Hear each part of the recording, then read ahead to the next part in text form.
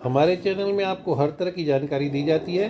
अगर आपको हमारी जानकारियाँ पसंद आए तो हमारा यूट्यूब चैनल KMJ राय एजुकेशनल ट्रस्ट लाइक, सब्सक्राइब और शेयर जरूर करें। आगे की 70 सालों में नहीं हुआ, वो हो गया। आप देख रहे हैं ज्योतिषपीठ आजादी के के पहले से ही शंकराचार्य स्वामी श्री सारा सनातन धर्मी समाज, अविमुक्तेश्वरानंद जी सारा को भारतीय समाज एक ही पुकार लगाता रहा कि हमारी गाय माता है, उसकी हत्या बंद करो, वो हत्या बंद हो, वो माता की जय हो, ये नारा गूंजता रहा।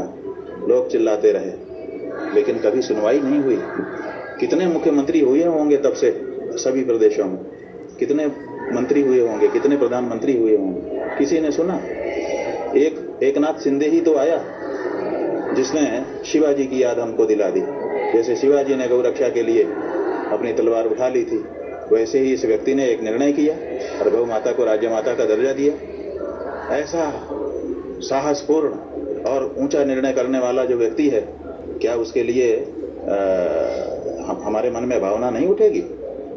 तो हमारे मन में गहन भावना उठी, उसने बड़ा काम किया, हमारे मन में भी भावना उठी कि ऐसा व्यक्ति सत्ता में रहना चाहिए ताकि वो और अच्छा कार्य कर सके। कि अगर हम महाराष्ट्र के मतदाता होते तो बड़ी प्रसन्नता के साथ मतदाता बूथ जाते और जा करके हम एकनाथ शिंदे और उनकी जो सरकार है इस समय की महायुति, उसको वोट देते।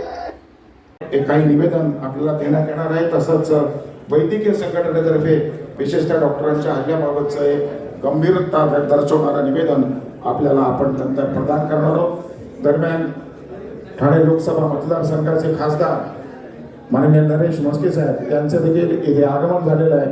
आम्ही त्यांचं देखील या मंचावर स्वागत करतो आणि नरेश म्हस्के साहेबांच्या वतीनं माननीय JP नड्डा साहेब यांचं स्वागत आपण करत आहोत। खासदार नरेश म्हस्के स्वागत करते JP नड्डा साहेब।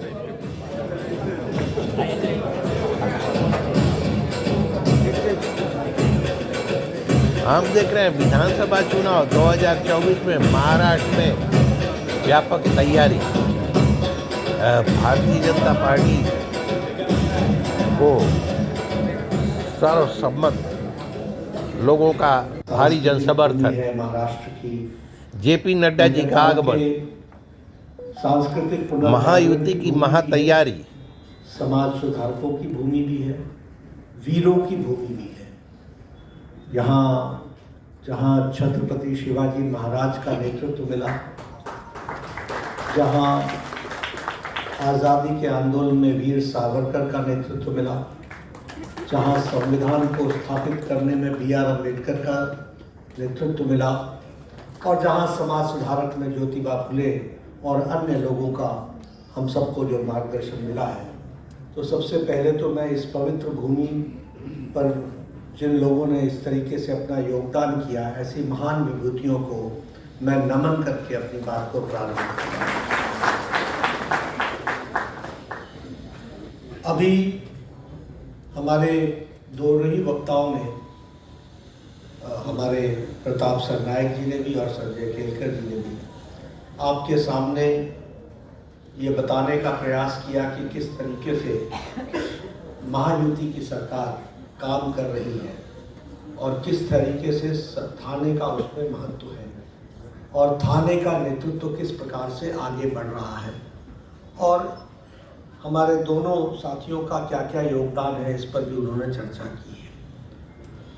मैं पहला तो मानता हूँ कि जब मैं आपसे बात कर रहा हूँ तो आपकी बात सिर्फ थाने तक नहीं है, क्योंकि आप सब समाज के लीडर्स हैं, you are the leaders of the society. So आपका इम्पैक्ट थाने पर तो पड़ेगा ही, लेकिन थाने के साथ साथ सारे महाराष्ट्र में आप लोगों की बताई हुई बात का इम्पैक्ट आता है। इसलिए जो हम कहने वाले हैं या जो हमने कहा है या जो हम कहेंगे और जो आप आगे उसको ले जाएंगे, तो मुझे लगता है कि वो बहुत एम्पलीफाई होगी और बहुत दूर तक जाएगी, ऐसा मेरा मानना है।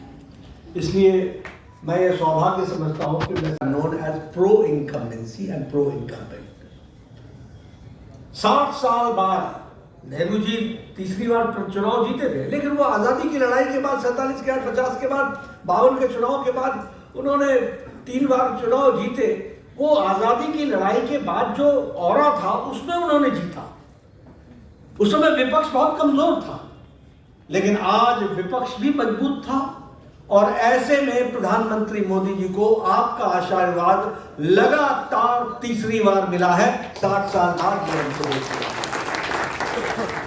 2024 महाराष्ट्र का विधानसभा चुनाव, आपको एक नजर देखिए, इसका जिक्र एक थोड़ा झलक, हमारे महायुति सरनायक जी ने अग्रसर। भी किया और संजय जी ने कहा कि महाराष्ट्र में भारतीय जनता पार्टी द्वारा समर्थित महायुति गठबंधन जीत की ओर तेजी से ये अग्रसर। हम नहीं, हम सब लकी हैं कि हम प्रधानमंत्री मोदी जी के नेतृत्व में नए भारत के विकास के लिए आगे बढ़ रहे हैं। We are all lucky। Report है कि demography of Mumbai is changing. You have to understand. ये सारी चीजें हमको ध्यान में रखनी चाहिए और ये अपने वोट बैंक की राजनीति में चले गए। और मुझे तो सबसे ज्यादा दुख उद्धव जी पर होता है। मुझे दुख इसलिए होता है कि बाला साहब ठाकरे ने कहा कि मैं अपनी पार्टी बंद कर दूंगा, दुकान बंद कर दूंगा, लेकिन मैं कांग्रेस से समझौता नहीं करूंगा। और ये जाकर के उनके गोद में बैठ गए सत्ता के लिए। ऐसी परिस्थिति आकर के खड़ी हो गई। ये जो राजनीति है जिसमें इस तरीके का घालमेल चल रहा है, उसको फांसी की सजा किसने दी? सुप्रीम कोर्ट के जज ने। उसको माफी किसने नहीं दी? उस समय के राष्ट्रपति प्रणब मुखर्जी जी ने।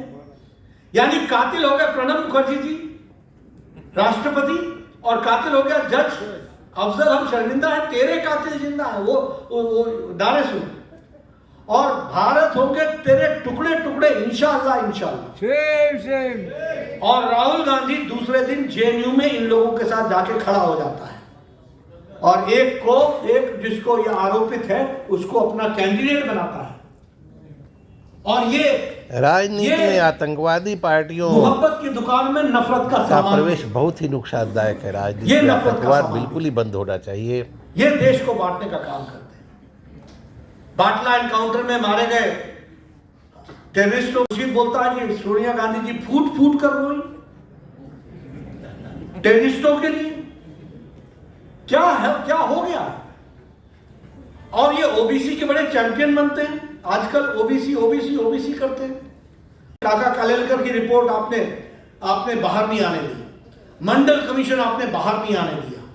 आपकी पूज्य दादी और आपके पूज्य पिता उस पर बैठे रहे।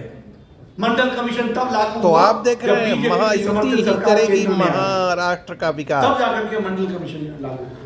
आज आप OBC के भारतीय चैंपियन जनता बन गए। पार्टी, मैं शिवसेना, पूछता हूं, राजीव गांधी राष्ट्रवादी फाउंडेशन में कितने OBC की महायुति ही करेगी मैं पूछता हूं महाराष्ट्र कि का विकास। सोनिया गांधी के देखिए आगे नेतृत्व की में ओर यूपीए कितनी की तेजी सरकार से में चलने अग्रसर वाले है एडवाइजरी काउंसिल में महायुति कितने OBC सरकार। थे?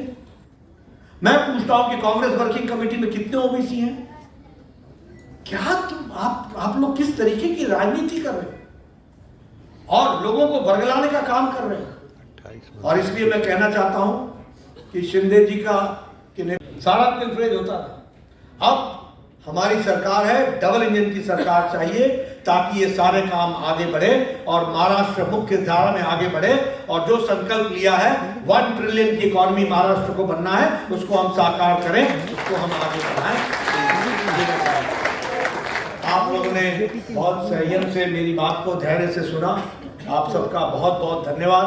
आपसे यही निवेदन है कि आप हमारे संजय जी को, जो मृदुभाषी हैं, सबकी चिंता करते हैं, दिन रात काम में जुटे रहते हैं और इन्होंने आपकी सेवा की है।